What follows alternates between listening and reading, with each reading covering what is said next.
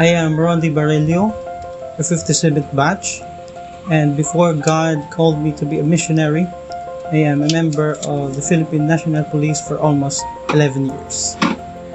Ako po ay si Welfie Barilio, 57th batch, at bago po ako naging missionary, ako po ay isang nurse at nagtatrabaho po sa City Health Office. My name is Mario Lolo, and I belong to the 57th batch. Before I became a missionary, I was an ESL teacher for almost 3 years. Hi, my name is Dario Kakilala from 57th batch. Before God called me to become a missionary, I was working chef in Santa Fe Beach Resort. Ako nga pala si Joyful Joy Rosal, 57th batch missionaries. At before po ako naging missionaries, unemployed po. Mahal ko po yung trabaho ko bilang isang pulis, kaya po umabot ako ng sobra 10 taon. Pero po, may ibang plano ng Panginoon sa buhay ko. Hindi ibig sabihin po na iniwan ko yung trabaho ko ay titigil ako sa siserbisyo sa tao at sa Panginoon. Ngayon po ay napagtanto ko kung anong plano at rason bakit ako nabuhay. Kaya po ito ngayon po ay maligaya na nabubuhay kasama ang Panginoon, na isa ako sa mga instrumentong tatapos ng kanyang gawain dito sa sanlibutan. Ako po ay nag-join sa missionary. Hindi po ibig sabihin na iniwan ko po yung aking trabaho ng bilang nurse. Hindi po ito ay aking ginamit upang makatulong sa iba at makatulong din po sa pag-spread ng gospel ng ating Panginoon. The reason why I joined the mission is that I was too focused on myself.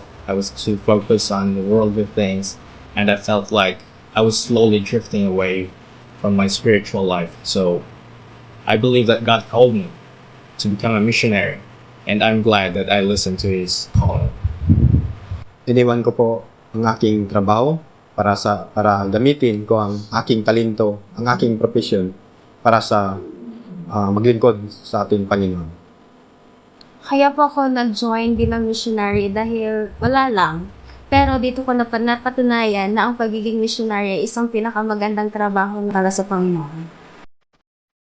As a police officer, I experienced lots of training.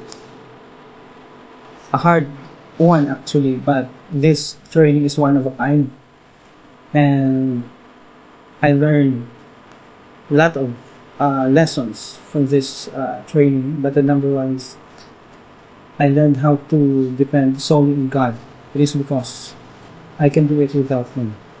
Ang natutunan ko po sa training ay yung pagdisiplina po sa sarili at ang pagmamahal sa tao na kahit po siya ay nakagawa ng kasalanan sa inyo. What I learned during our training is that you have to be ready at all times, physically, mentally, emotionally, and spiritually, of course. And another thing is you should trust in the Lord with all your heart, and you should not lean on your own understanding. Ang aking pong natutunan doon sa pag-training namin doon sa campus ay kung paano po magiging isang self-denial at yung mga challenges na dumating sa ating buhay ay ito po dapat ay ating pagkatiwala lamang sa Panginoon. Ang masasabi ko po bilang isang missionary sa field ay challenging, exciting, and life-changing. Ang masasabi ko po bilang isang missionary sa field ay challenging, masaya, at blessed. What I can say as a missionary in the field is expect the unexpected, be patient, and be humble. Ang masasabi ko lang sa aking buhay as a field missionary in 3 words: joy, satisfied, and blessed. Natutunan ko po sa aking mission field bilang missionary ay yung 3 words ay enjoying, challenging, and blessed.